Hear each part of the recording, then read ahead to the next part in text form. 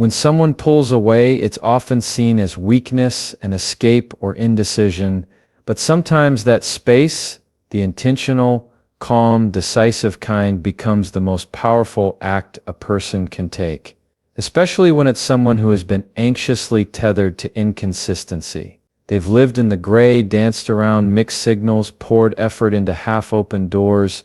Their presence has always been loud in love. Questioning, affirming, reaching, trying, not because they lacked worth, but because they wanted connection. And so they gave, adjusted, waited, repeated, hoped, again and again. But here's where something profound occurs. One day they stop, not out of bitterness, not to provoke guilt, not to win a game. They stop to breathe, to see. To finally accept what's always been true but hard to face, that closeness cannot be one-sided. They stop speaking into silence. They stop knocking on a door that never fully opens. They stop analyzing what they did wrong and begin realizing it was never just about them. And in that pause, clarity appears. It doesn't come rushing in. It doesn't need drama. It settles quietly. No text, no fight, no final plea, just stillness. Stillness has a way of revealing. It holds up a mirror to patterns. Where once there was noise explaining, fixing, questioning, now there is only space. And in that space the truth becomes unavoidable. The avoidant, so used to the anxious person being a constant, checking in, showing up, soothing, adapting, suddenly faces absence. Not punishment, not manipulation, just absence. And that absence echoes, because the anxious was always the emotional bridge. The one who reached across, tried to make sense of withdrawal, assigned compassion to silence, offered understanding where there was distance. But without that bridge, the distance becomes what it really is. Disconnect. Not romantic mystery. Not emotional strength. Just a wall. A barrier. A refusal, and that refusal is no longer tolerable for the one who walked. They begin to realize that love isn't proven by endurance, that they don't have to bleed emotionally to be worthy of reciprocity, that giving more doesn't make someone ready. And when they walk away, they walk not out of resentment but out of wisdom, hard-earned wisdom, because only someone who has stayed too long knows the cost of giving without receiving. What shifts then is not only the dynamic but the perception. The one who remained anxious all this time, misunderstood as needy or too much, was never weak. Their vulnerability was their strength. Their willingness to love deeply, express openly, and fight for connection was never the issue. The issue was trying to do it alone. The issue was trying to do it alone. Now with them gone, the avoidant is left with silence. But not the kind they controlled. This silence wasn't chosen. It arrived because someone finally saw that constant pursuit leads nowhere. If the other person keeps stepping back, and the absence becomes louder than words, louder than arguments, louder than all the reassurance ever asked for. Because it's final. And that's where the unraveling begins. The avoidant, so used to space being a comfort, begins to feel the sharp edge of it. They thought distance would protect them. Thought withholding emotions would keep things manageable. But now that nobody is trying anymore, now that no one is waiting around for answers, they realize that emotional safety never comes from disconnection. It comes from showing up, consistently, openly, willingly. What seemed like a safe retreat now feels like emptiness. The one who walked away isn't looking back. They're not posting dramatic messages, seeking pity or leaving breadcrumbs. They are simply gone. And with that, the chase never starts because the anxious wasn't playing a game. They were simply done. And when there's no longer a chase, when there's no longer someone to decode your silence, when the phone stays quiet for days that turn into weeks, realization sets in. Not in a moment, but over time. In the quiet mornings where there's no message waiting. In the familiar places that now feel different without their presence. In the absence of emotional safety nets once taken for granted. That's when the avoidance comfort begins to erode. Because comfort, when it's based on someone else's effort, is fragile. They start to remember the small things. The way that person always tried, always cared, always reached out, even when it was hard. And those memories aren't just nostalgia. They're accountability. Because now they recognize what they ran from. Wasn't pressure, it was depth. What they called overwhelming was actually intimacy. What they avoided wasn't conflict, it was connection. And it's too late, because the anxious isn't returning. They're rebuilding. They've learned that their voice doesn't need to beg to be heard. That their softness doesn't need to be met with cold. That their desire for connection isn't something to shrink for someone else's comfort. They've discovered peace. Not the peace of resolution with the other person, but the internal peace of no longer needing to fix what never wanted to be whole. That peace is powerful, because it marks the end of confusion, the end of excuses, the end of loops, and in that peace there is room for something new.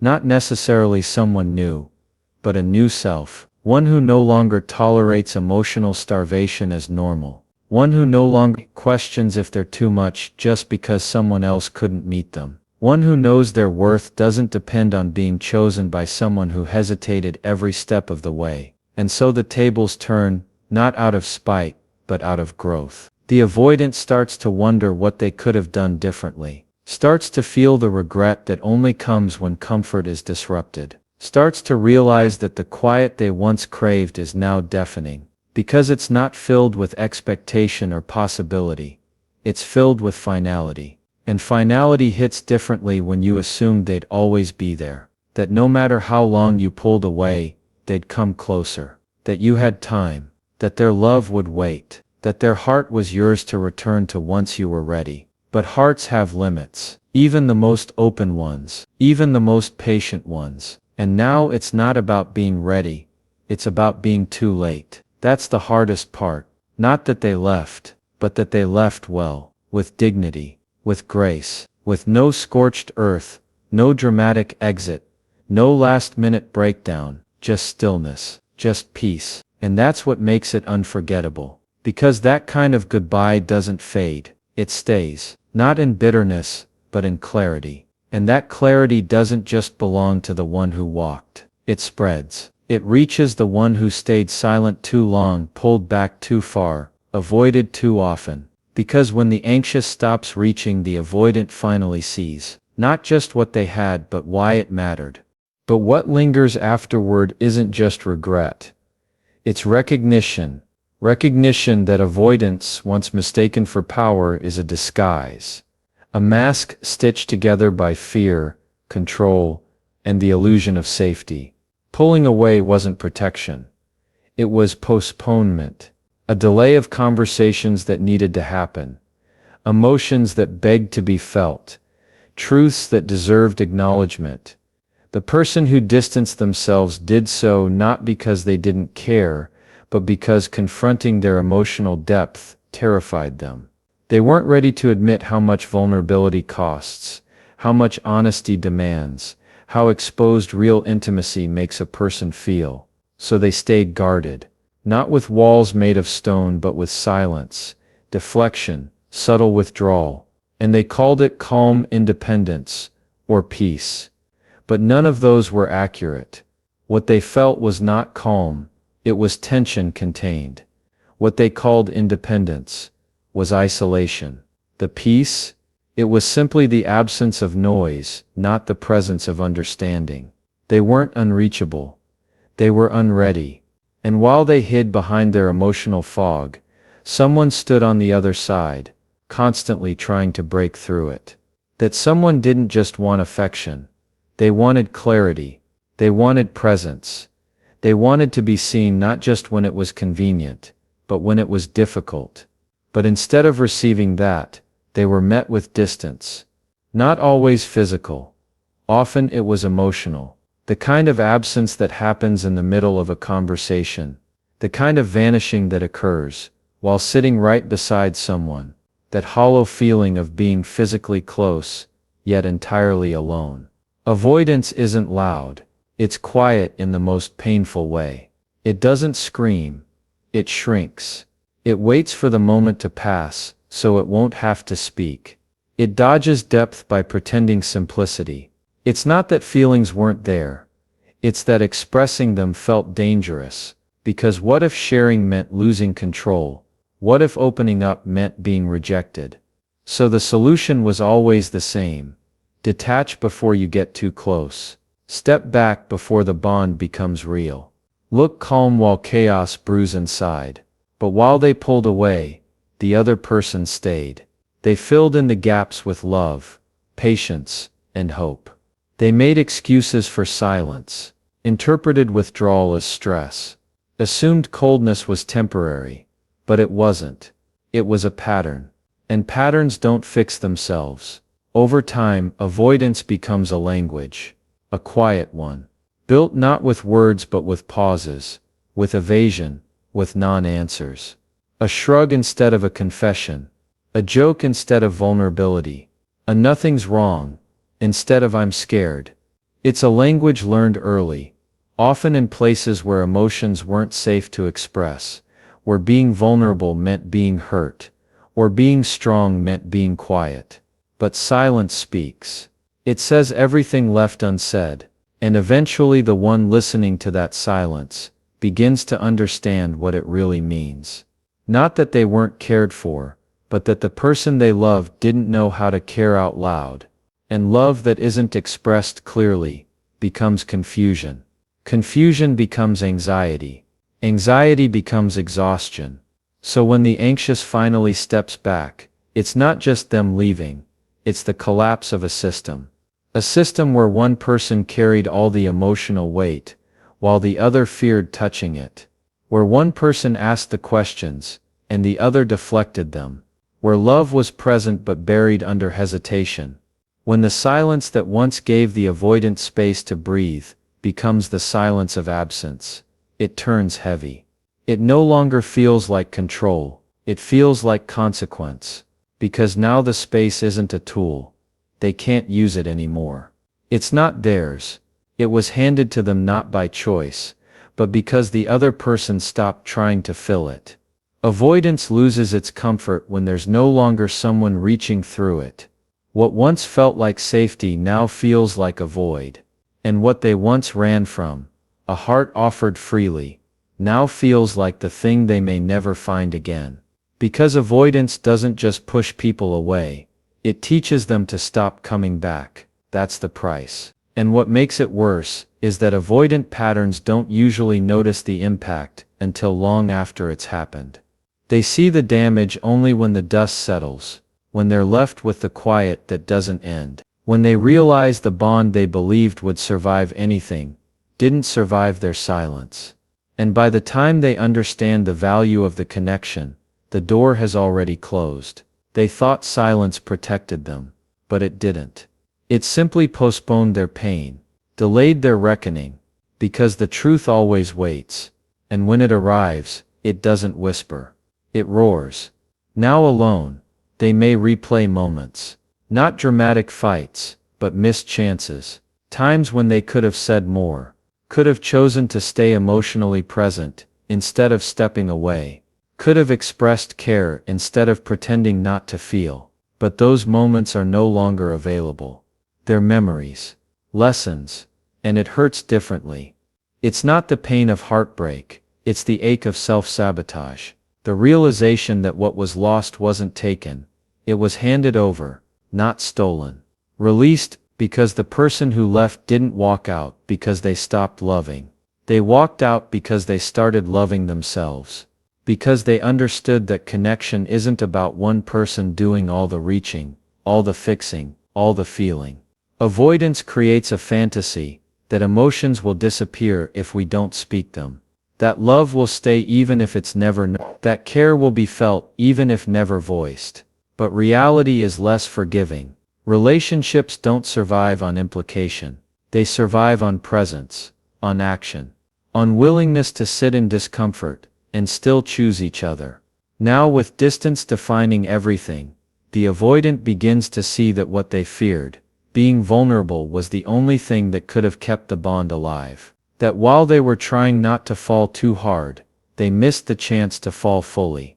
And the irony is this: the very silence they believed would save them became the very silence that lost them what mattered most, because what's unspoken doesn't vanish. It lingers. It shapes the relationship whether you intend it to or not.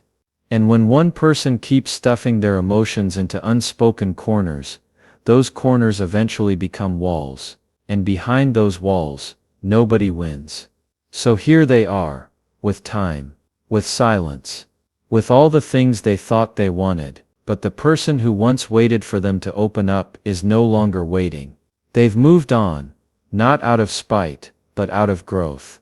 Because they know now, if love requires begging for clarity, it's not connection. If closeness feels like navigating a minefield, it's not emotional intimacy. They're left with the space they created, a space that once felt safe, but now feels hollow. And from that emptiness, something begins to rise. Not resentment, not confusion, but clarity. A dawning realization that all along what they had in front of them wasn't overbearing, dramatic, or needy. It was loyal. It was expressive. It was strong in a way they didn't know how to meet, because anxious love doesn't arrive with ego. It arrives with openness, the kind that's raw, willing, and deeply invested. It doesn't calculate the risks before reaching out. It doesn't hide behind games. It shows up early, consistently, even when it's scared. That kind of presence is often misunderstood. It's mislabeled as clingy, intense, overly emotional, but only by those who haven't yet learned to appreciate the courage it takes to be transparent in a world that rewards detachment. To care visibly is not weakness. It's conviction. It's self-assurance wrapped in humanity. The anxious person is not broken, they're brave. Their need to connect doesn't stem from inadequacy. It comes from a deep belief in the value of intimacy, and for too long that belief was treated as imbalance rather than insight. What most fail to understand is how much self-restraint it takes to continually offer tenderness in the face of inconsistency. How exhausting it is to remain emotionally available when every effort is met with ambiguity. How much faith it requires to keep giving, knowing there's always a chance it won't be returned. That's not desperation. That's endurance. The kind built through years of internal negotiation, questioning, reflection, and resolve. They don't want to overwhelm. They want to understand. They want to build. They want to stay. But staying isn't the same as settling. Eventually the person who's always giving realizes they're pouring into a vessel that won't hold them. And they stop. Not because they've lost feeling, but because they've regained perspective. And in that moment the narrative shifts. The anxious one, the one always perceived as emotional, reactive, unstable, suddenly seems steady, grounded, composed. Because they've done the work. They've confronted their fears head on. They've studied their own patterns, questioned their responses, and committed to growth long before anyone else noticed. They've had to, just to survive the emotional roller coasters they've been strapped into. So while others retreat into distance, they've learned to communicate. While others shut down, they lean in. While others deflect, they reflect. That kind of emotional intelligence isn't automatic. It's developed through pain, trial, and a relentless desire to improve the way they connect. What looks like overthinking is actually self-awareness. What appears as over-attachment is really deep attunement. And perhaps that's what makes their love so rare. It isn't surface level. It isn't casual. It's layered, deliberate, full of nuance. They remember the little details. They notice the shift in tone. They sense the pause that lasted a second too long. Their radar is sensitive, not because they want to catch others slipping, but because they care enough to stay tuned in. They don't wait for things to fall apart to ask what's wrong. They ask early. They check in. They hope. And yes, they fear. But fear doesn't negate sincerity. The truth is their vulnerability makes people uncomfortable, because it exposes what others have spent years trying to avoid: the necessity of being seen. And to be seen means to be accountable. To be seen means to stop hiding behind roles, defense mechanisms, false indifference. The anxious person doesn't just want to know someone, They want to feel them. They want real. And real is terrifying for anyone still learning how to show up for themselves, let alone another person. But there's another truth: being real is strength. Choosing to love fully, without reservation in a world that tells you to care less, that's rebellion. That's power. That's emotional courage. They aren't afraid of effort, they're afraid of emptiness. And who can blame them? Emptiness masquerades as independence far too often. But independence without interdependence becomes isolation. The anxious person sees that, feels that, and they try fiercely to bridge the gap. For too long society has celebrated aloofness, rewarded detachment, idolized people who don't get too attached. But the ability to connect, to risk closeness, to be honest about needs, to love with intention, that's the real skill, that's the real growth. So when they finally walk away, it's not a collapse, it's a graduation. They've learned that their love was never the problem. The problem was expecting others to meet them without first doing the work to meet themselves. And now they walk differently. They don't shrink anymore. They don't chase shadows. They look for clarity, for reciprocity, for someone who values emotional availability as a gift, not a burden. And the people they once left behind, they start to realize, too late often, but they realize nonetheless, that what they had wasn't chaos. It was clarity in motion, that what they resisted was exactly what they needed. Not because the anxious person would have fixed them, but because their love was a mirror. And mirrors don't lie. They reflect. They reveal. And for someone who's spent years avoiding their own reflection, that can be too much. But one day the avoidant looks back, and they don't just miss the person, they miss the way they were loved, fully, imperfectly, but truly, because while everyone else kept things light, that one person went deep. While others stayed quiet, they asked the hard questions. While others drifted, they anchored. And now in the stillness left behind, the absence of that presence becomes undeniable. The one who stayed through uncertainty, who navigated their own fears just to stay close, who offered warmth in return for cold, they're gone. And with them, a rare kind of emotional depth disappears too. Because that kind of love doesn't knock twice. Not because it's unforgiving, but because it's selective. Once it learns its worth, it won't beg to be seen again. So now the story has changed. The anxious one is no longer desperate. They're discerning. No longer reactive. They're resolved.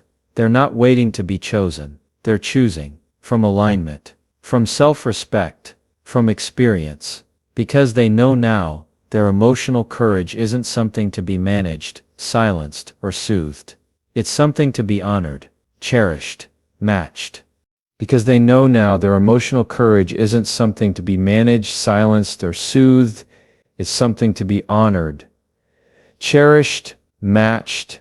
And when they decide to remove themselves from a dynamic that required chasing instead of receiving, something monumental occurs. No announcements, no anger, just presence shifting.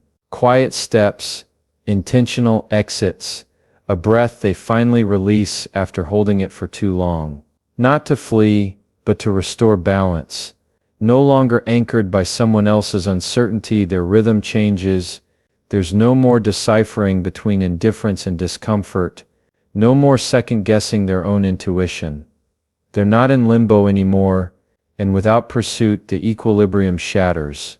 What once depended on one person's persistence now reveals itself as fragile scaffolding, incapable of supporting any real bond without effort from both.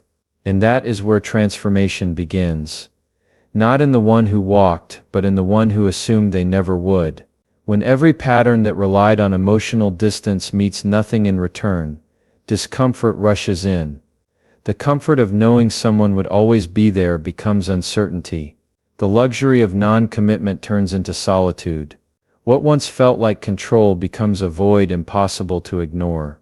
Before, the avoidant may have told themselves stories, ones that justified their resistance to closeness.